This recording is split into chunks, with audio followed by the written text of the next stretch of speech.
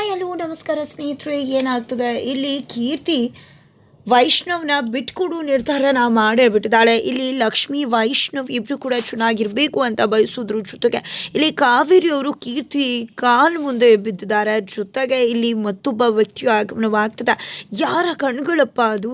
ಏನಾಗ್ತದೆ? ಲಕ್ಷ್ಮಿ ಪೊಲೀಸ್ ಸ್ಟೇಷನ್ಗೆ ಹೋಗ್ತದಾಗೆ ಆ ಕಡೆ ವೈಷ್ಣವ್ ಮಾಡ್ತಿರೋದೇನು? ಇದು ಎಲ್ಲವನ್ನೂ ಕೂಡ ತಿಳ್ಕೊಬೇಕು ಅಂದರೆ ಈಗಲೇ ನಮ್ಮ ಈ ಚಾನಲ್ನ ಸಬ್ಸ್ಕ್ರೈಬ್ ಮಾಡಿ, ಹಾಗೆ ಈ ಒಂದು ವಿಡಿಯೋವನ್ನು ಪೂರ್ತಿಯಾಗಿ ನೋಡಿ. ಇಲ್ಲಿ ಲಕ್ಷ್ಮಿ ಪೊಲೀಸ್ ಸ್ಟೇಷನ್ಗೆ ಬಂದಿದ್ದಾಳೆ. ಈ ಕಡೆ ಅದಕ್ಕೂ ಮುನ್ನ ಇಲ್ಲಿ ವಿಧಿ ಮತ್ತು ಅವಳ ಬೇಬಿಸ್ ಇಬ್ಬರು ಕೂಡ ತುಂಬಾ ತಲೆ ಕೆಡ್ಸ್ಕೊಂಡ್ಬಿಟ್ಟಿದ್ರು. ಏನು ಮಾಡೋದು, ಏನು ನಮ್ಮ ಕಥೆ ಏನು ಅಂತ. ಜೊತೆಗೆ ಆ ಪೊಲೀಸ್ ಹತ್ರಕ್ಕೂ ಕೂಡ ಹೋಗಿ ರಿಕ್ವೆಸ್ಟ್ ಮಾಡ್ಕೋತಿದ್ರು, ಎಷ್ಟು ಸತಿ ಹೇಳೋದಮ್ಮ ನಿಮ್ಮ ಮನೆಯವ್ರು ಬರಲಿ, ಆ ನಂತರ ನಿಮ್ಮನ್ನು ಬಿಡೋದ್ರ ಬಗ್ಗೆ ಯೋಚನೆ ಮಾಡ್ತೀವಿ ಅಂತ. ಜೊತೆಗೆ ಆ್ಯಟಿಟ್ಯೂಡ್ ಅಹಂಕಾರ ಎಲ್ಲ ಜಾಸ್ತಿ ಇದೆ, ಮೊದಲು ಅದನ್ನು ಕರಗಿಸ್ಬೇಕು ಅಂತ ಕೂಡ ಹೇಳ್ತಾ ಇದ್ರು. ಇಲ್ಲಿ ಅಷ್ಟರಲ್ಲಿ ಈ ಕಡೆ ವಿಧಿ ನೋಡ್ತಾ ಇದ್ದಾಳೆ, ಈ ಕಡೆ ಏನೂ ಬರಲಿಲ್ವಲ್ಲ ಅಂತ. ಅಷ್ಟರಲ್ಲಿ ಲಕ್ಷ್ಮಿ ಹಾಜರಾಗ್ತಾಳೆ. ಲಕ್ಷ್ಮಿ ಅಂತೂ ಕೆಂಡಾಮಂಡಲ ಆಗ್ಬಿಟ್ಟಿದ್ದಾರೆ. ಯಾರ ಜೊತೆ ಹುಡುಗ ಎಲ್ಲಿ, ಯಾರದು, ಎಲ್ಲಾನು ಕೂಡ ಒಮ್ಮೆಲೆ ಪ್ರಶ್ನೆ ಮಾಡ್ತಾ ಇದ್ರೆ ಈ ಕಡೆ ಅದು ಅಂತ ಹೇಳಿ ಅವಳ ಬೇಬ್ಸ್ನ ತೋರಿಸ್ತಾರೆ. ತಕ್ಷಣ ಈ ಕಡೆ ಅವ್ರನ್ನ ನೋಡ್ತಿದ್ದಾಗೆ ಈ ಕಡೆ ಅವತ್ತು ಪಿಜ್ಜಾ ಹುಡುಗನ ಅವತಾರದಲ್ಲಿ ಮನೆಗೆ ಬಂದದ್ದು ಇವನೇ ಅಲ್ವಾ. ಅವತ್ತು ಹಳ್ಳಿಲೂ ಕೂಡ ಇಲ್ಲಿ ಎಲ್ಲೋ ಹೋಗ್ತಿದ್ಲು ಅಂತ ಹೇಳಿ ಅಂಕಿತ್ ಹೇಳಿದ್ದು ನಿಜನ. ವಿಧಿ ಒಂದು ಹುಡುಗನ ಜೊತೆ ಹೋಗ್ತಿದ್ದ ಅಂತ ಹೇಳಿದ್ದು. ಹಾಗಿದ್ರೆ ಇದು ಎಲ್ಲವೂ ಕೂಡ ಇವರೇನಾ ಅಂತ ಅನುಮಾನ ಬರುತ್ತೆ. ನಂತರ ಆ ಹುಡುಗ ಕೂಡ ಬರ್ತಾರೆ. ನಾವು ಏನೂ ಕೂಡ ತಪ್ಪು ಮಾಡಿಲ್ಲ, ನಾವು ಸುಮ್ಮನೆ ಪಾರ್ಕಲ್ಲಿ ಮಾತನಾಡ್ತಾ ಇದ್ವಿ, ಆದರೂ ಕೂಡ ಇವರು ನಮ್ಮನ್ನು ಅರೆಸ್ಟ್ ಮಾಡಿಕೊಂಡು ಇಲ್ಲಿ ಕರ್ಕೊಂಡು ಬಂದಿದ್ದಾರೆ ಅಂತ. ಅಷ್ಟೆಲ್ಲ ಧೈರ್ಯ ಇದೆ ಮನೆಗೆ ಡೆಲಿವರಿ ಬಾಯ್ ಆಗಿ ಬರುವುದಕ್ಕೆ. ಅಂಥದ್ರಲ್ಲಿ ಇವಾಗ ಬರೋದಕ್ಕೆ ಏನಾಗಿತ್ತು ಅಂತ ಕೇಳ್ತಿದ್ದಾರೆ. ಜೊತೆಗೆ ಆ ಕಡೆ ವೈಷ್ಣವ್ ಎಲ್ಲ ಫುಲ್ ಕೆಂಡಾಮಂಡಲ ಆಗ್ಬಿಟ್ಟಿದ್ದಾರೆ. ಗಂಗಕ್ಕನ ಮೇಲೆ ಸಿಡಿದು ಬೀಳ್ತಿದ್ದಾರೆ. ಏನು ಗಂಗಾ ಈ ರೀತಿ ಮಾಡೋದಾ ಅಂತ ಅಜ್ಜಿ ಕೂಡ ಕೇಳ್ತಿದ್ರೆ. ಈ ಕಡೆ ವೈಷ್ಣವ್ ಯಾಕೆ ಎಲ್ಲಿ ಹೋದ್ರು ಲಕ್ಷ್ಮಿ ಅವರು ಅಂದಾಗ ಅದು ಲಕ್ಷ್ಮಕ್ಕ ಕೀರ್ತಿ ಅವರು ಕಾಲ್ ಮಾಡಿ ಬನ್ನಿ ಅಂತ ಹೇಳಿದ್ರಂತೆ. ಅದಕ್ಕೋಸ್ಕರ ಹೋದರು. ನಾನು ತುಂಬಾ ಕೇಳ್ಕೊಂಡೆ, ಆದರೂ ಕೂಡ ಅವರು ಇಲ್ಲ ಅಂತ ಹೇಳಲಿಲ್ಲ, ದಯವಿಟ್ಟು ಹೋಗಲೇಬೇಕು ಅಂತ ಹೇಳಿದರು. ಎಂದು ಕೂಡ ಲಕ್ಷ್ಮಕ್ಕ ಯಾವ ವಿಷಯದ ಬಗ್ಗೆನೂ ಕೂಡ ಹಠ ಮಾಡಲಿಲ್ಲ. ಆದರೆ ಈ ವಿಷಯದ ಬಗ್ಗೆ ಅವರು ತುಂಬಾ ಹಠ ಮಾಡಿದ್ರು. ಅದಕ್ಕೆ ನನಗೂ ಕೂಡ ಬೇಡ ಅಂತ ಹೇಳೋಕ್ಕಾಗಲಿಲ್ಲ. ಏನೋ ಇರ್ಬೋದು ಅಂತ ನಾನು ಕೂಡ ಭಾವಿಸ್ದೆ. ಅದಕ್ಕೋಸ್ಕರ ನಾನು ಕೂಡ ತಡೆಯೋಕ್ಕೆ ಹೋಗಲಿಲ್ಲ. ನಿಮಗೆ ವಿಷಯನ ಹೇಳೋಣ ಅಂತ ಅಂದ್ಕೊಂಡೆ ಅಂತ ಹೇಳ್ತಿದ್ರೆ ಈ ಕಡೆ ವೈಷ್ಣವ್. ಆದರೂ ಕೂಡ ಲಕ್ಷ್ಮಿ ಅವ್ರಿಗೆ ಕೀರ್ತಿಯಿಂದ ಏನೆಲ್ಲ ಆಗಿದೆ, ಈಗಲೂ ಕೂಡ ಹೆಚ್ಚು ಕಡಿಮೆ ಆದರೆ ಏನು ಮಾಡಬೇಕು, ಅವ್ರನ್ನ ಹಾಸ್ಪಿಟಲಲ್ಲಿ ಉಳಿಸ್ಕೊಳ್ಳೋಕ್ಕೆ ಎಷ್ಟು ಕಷ್ಟಪಟ್ಟಿದ್ದೀನಿ ಅಂತ ನಿಮಗೂ ಕೂಡ ಗೊತ್ತಿದೆ ಅಲ್ವಾ. ಗಂಗಕ್ಕ ಜೊತೆಗೆ ಈಗೇನಾದರೂ ಹೆಚ್ಚು ಕಡಿಮೆ ಆದರೆ ಮನೇಲೂ ಕೂಡ ಅವ್ರನ್ನ ಸರಿಯಾಗಿ ನೋಡ್ಕೊಳ್ಳೋಕ್ಕಾಗಲ್ಲ ಅಂದರೆ ಏನು ಅರ್ಥ, ಏನು ಮಾಡಬೇಕು ಅಂತಿದ್ರೆ ದಯವಿಟ್ಟು ನನಗೆ ಕ್ಷಮಿಸ್ಬಿಡಿ ಅಣ್ಣ ಅಂತ ಕೈ ಮುಗ್ದು ಹಂಗಲಾಚ್ತಿದ್ದಾರೆ ಗಂಗಕ್ಕ.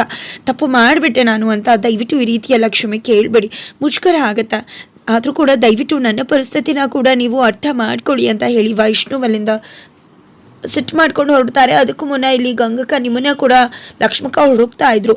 ಕೀರ್ತಿ ಅವರು ಕಾಲ್ ಮಾಡಿ ನಿಮ್ಮಿಬ್ರನ್ನ ಕೂಡ ಬರೋಕೆ ಹೇಳಿದ್ರಂತೆ. ಆದರೆ ನೀವು ಇಲ್ಲದೆ ಇರೋದ್ರಿಂದ ಅವರೊಬ್ಬರೇ ಹೋದ್ರು ಅಂತ ಕೂಡ ಗಂಗಕ್ಕ ಹೇಳ್ತಾರೆ.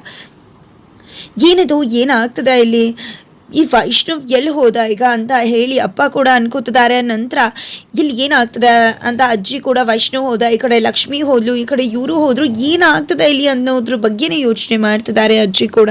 ನಂತರ ಆ ಕಡೆ ವಿಧಿಗೆ ಉತ್ತರ ಕೊಡೋಕ್ಕಾಗ್ತಿಲ್ಲ ಲಕ್ಷ್ಮಿ ಬಳಿ, ಅವ್ರಿಗೂ ಕೂಡ ಉತ್ತರ ಕೊಡೋಕ್ಕಾಗ್ತಿಲ್ಲ. ಆದರೆ ಇಲ್ಲಿ ಕೀರ್ತಿ ಹೇಗೆ ಕೊಬ್ಬನ್ನ ಕರಗಿಸ್ಬೇಕು ಕಾವೇರಿಯವರ ಕೊಬ್ಬನ್ನ ಅನ್ನೋದು ಅವಳಿಗೆ ತುಂಬ ಚೆನ್ನಾಗಿ ಗೊತ್ತಿದೆ. ಇಲ್ಲಿ ಕಾವೇರಿ ಅವರಂತೂ ಯರಾಬಿರಿ ಮತ್ತೆ ಡ್ರಾಮಾ ಮಾಡೋಕ್ಕೆ ಶುರು ಮಾಡ್ತಿದ್ದಾರೆ. ದಯವಿಟ್ಟು ಕೀರ್ತಿ, ದಯವಿಟ್ಟು ಇದು ಯಾವುದನ್ನು ಕೂಡ ತಪ್ಪು ತಿಳ್ಕೊಬೇಡ ಅಂತ ಹೇಳ್ತಿದ್ರೆ. ಈ ಜಾತಕ ಯಾವುದು ಆಂಟಿ? ಇದೆ ಅಲ್ವಾ ಒರಿಜಿನಲ್ ಜಾತಕ ಇದಾಗಿದ್ರೆ ನೀವು ಫೇಕ್ ಜಾತಕನ ನನಗೆ ಕೊಟ್ಟು ಏನೆಲ್ಲ ಸುಳ್ಳು ಹೇಳಿಬಿಟ್ರಿ. ಇದು ಅದೃಷ್ಟ ಇರೋ ಜಾತಕ. ಈ ಒಂದು ಜಾತಕತೆ ಯಾವ ದೋಷ ಕೂಡ ತಾಕೋದಿಲ್ಲ, ಅಂಥ ದೋಷ ಇಲ್ಲದೆ ಇರ್ತಕ್ಕಂಥ ದೋಷ ಮುಕ್ತ ಜಾತಕ ಇದು ಅಂತ ಹೇಳಿ ತೋರಿಸ್ತಿದ್ರೆ. ಈ ಕಡೆ ಎಲ್ಲ ಕೀರ್ತಿಗೆ ಎಲ್ಲ ವಿಷಯ ಕೂಡ ಗೊತ್ತಾಗ್ಬಿಟ್ಟಿದೆ, ಜಾತಕದ ಸತ್ಯ ಕೂಡ ಗೊತ್ತಾಗಿದೆ. ಆದರೆ ಇವಳು ಗೊತ್ತಿರೋ ಸತ್ಯ ಬೇರೆ ಯಾರಿಗೂ ಕೂಡ ಗೊತ್ತಾಗಲೇ ಕೊಡೋದು ಅಂತ ಹೇಳಿ ಡ್ರಾಮಾ ಮಾಡೋಕ್ಕೆ ಶುರು ಮಾಡ್ತಿದ್ದಾರೆ. ನೋಡು ಕೀರ್ತಿ, ದಯವಿಟ್ಟು ಏನೋ ಆಗೋಗಿದೆ, ನನಗೆ ಇದನ್ನೆಲ್ಲ ಮಾಡಿದ್ದು ಕೂಡ ನಿನಗೋಸ್ಕರನೇ ಅಮ್ಮ, ದಯವಿಟ್ಟು ಅರ್ಥ ಮಾಡ್ಕೊ ಅಂತಿದ್ರೆ. ಬರೀ ನಾಟಕ ಏನಂಟಿ, ನಿಮ್ಮ ನಾಟಕಕ್ಕೆ ಫುಲ್ ಸ್ಟಾಪೇ ಇಲ್ವಾ? ನಾಚಿಕೆ ಮಾನ ಮರ್ಯಾದೆ ಇಲ್ವಾ? ಏನಿದು ಈ ರೀತಿ ನಾಟಕನ? ಮಗನ ಬದುಕಲ್ಲಿ ಎಷ್ಟೆಲ್ಲ ಆಟ ಆಡ್ಬಿಟ್ರಿ, ಒಬ್ರಲ್ಲ ಇಬ್ರಲ್ಲ ಮೂವರ ಬದುಕಲ್ಲೂ ಆಟ ಆಡಿದ್ರಿ. ಆ ಲಕ್ಷ್ಮಿ ಪಾಪ ಅವ್ರಿಗೆ ಏನು ಮಾಡಿತ್ತು ತಪ್ಪು ಅಂತ ಅವಳನ್ನ ವೈಷ್ಣವ್ ಬದುಕಿಗೆ ಕರ್ಕೊಂಡು ಬಂದು ಅವಳ ಜೀವನನ ಹಾಳು ಮಾಡಿದ್ರಿ. ಇವತ್ತು ಮೂವರ ಬದುಕು ಎಂಥ ಸ್ಥಿತಿಗಾಗಿದೆ, ನನ್ನ ಬದುಕು ಯಾವ ಸ್ಥಿತಿಗೆ ಬಂದಿದೆ? ಯಾಕಂಟಿ, ಯಾಕಿಷ್ಟೆಲ್ಲ ಮಾಡಿದ್ರಿ? ಪದೇ ಸ್ವಾರ್ಥಿಯಾಗಿ ನನಗೆ ಮಾಡಿದ್ರಿ ಅಂತ ಹೇಳಬೇಡಿ.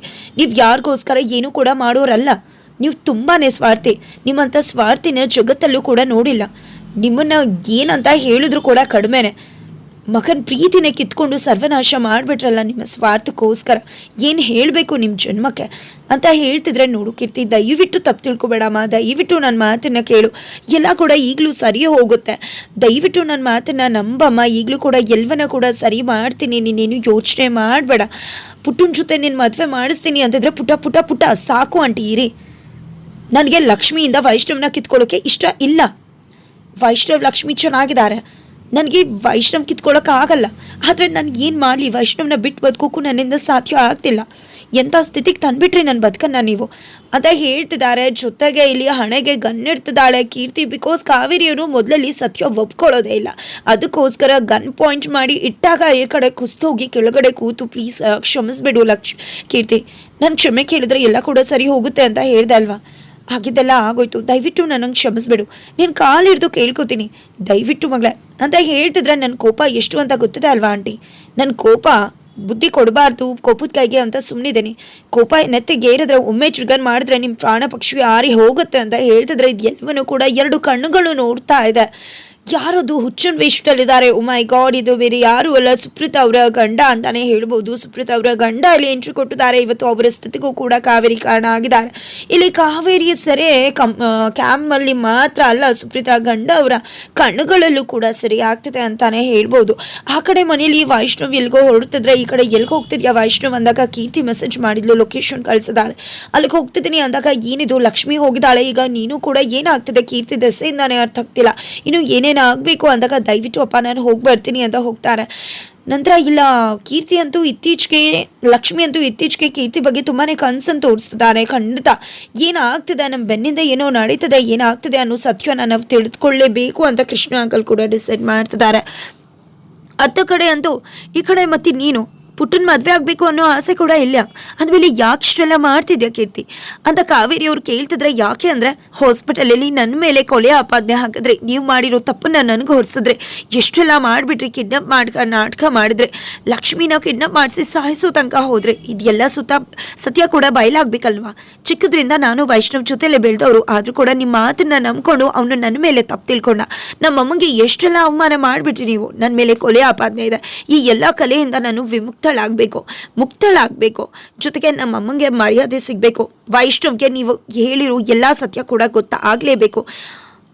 ಆ ಸತ್ಯ ಎಲ್ಲವೂ ಕೂಡ ನೀವು ವೈಷ್ಣವ್ ಬಂದಮೇಲೆ ಅವನ ಮುಂದೆ ಹೇಳಬೇಕು. ಇನ್ನು ಸ್ವಲ್ಪ ಹೊತ್ತು ಬರ್ತಾನೆ ವೈಷ್ಣವ್ ಅಂತಿದ್ದಾಗೆ ಹೆದ್ರೋಗ್ತಿದ್ದಾರೆ ಈ ಕಡೆ ಕಾವೇರಿ. ನನ್ನ ಮಗಂಗೆ ಸತ್ಯ ಗೊತ್ತಾದರೆ ಏನು ಕತೆ ಆಗಬಹುದು ಅಂತ ರಿಕ್ವೆಸ್ಟ್ ಮಾಡ್ಕೊತಿದ್ದಾರೆ. ಇಲ್ಲ ಆಂಟಿ, ಯಾವುದೇ ಕಾರಣಕ್ಕೂ ನಿಮ್ಮ ಮುಖವಾಡನ ಇವತ್ತು ಬಯಲು ಮಾಡಿದೆ ನಾನು ಬಿಡುವುದಿಲ್ಲ. ವೈಷ್ಣವ್ ಬರ್ತಿದ್ದಾಗೆ ಎಲ್ಲ ಸತ್ಯ ನೀವು ಅವ್ನ ಮುಂದೆ ಒಪ್ಕೋಬೇಕು. ನೀವೇನಾದ್ರು ಸತ್ಯ ಒಪ್ಕೊಳ್ಳಿಲ್ಲ ಅಂದರೆ ಈ ಗನ್ನು ನಿಮ್ಮ ಹಣೆ ಮೇಲೆ ಟ್ರಿಗರ್ ಆಗೋದಂತೂ ಗ್ಯಾರಂಟಿ ಅಂತ ಹೇಳ್ತಿದ್ದಾರೆ. ಹಾಗಿದ್ರೆ ಕಾವೇರಿಯವರು ಖಂಡಿತ ಡ್ರಾಮಾ ಮಾಡ್ತಾರೆ, ಖಂಡಿತ ಅದು ಶತಸಿದ್ಧ. ವೈಷ್ಣವ್ ಅಲ್ಲಿಗೆ ಬರ್ತಿದ್ದಾಗೆ ಸತ್ಯ ಸ್ಫೋಟ ಆಗತ್ತೆ. ಬಟ್ ಇಲ್ಲಿ ಕಾವೇರಿ ಯೂಟರ್ನ್ ಹೊಡಿತಾರೆ ಅನ್ನಿಸ್ತಿದೆ. ಖಂಡಿತ ಯೂಟರ್ನ್ ಹೊಡೆದ್ರೆ ಕ್ಯಾಮ್ ಇದೆ, 2 ಕಣ್ಣುಗಳಿದ್ದಾವೆ. ಹಾಗಿದ್ರೆ ಏನಾಗ್ಬೋದು, ಏನಾಗುತ್ತೆ, ಇದು ಎಲ್ಲವನ್ನ ಕೂಡ ತಿಳ್ಕೊಬೇಕು ಅಂದರೆ ಮುಂದೆ ನಾವು ವಿಡಿಯೋಗೋಸ್ಕರ ವೇಟ್ ಮಾಡೋದನ್ನು ಮರಿ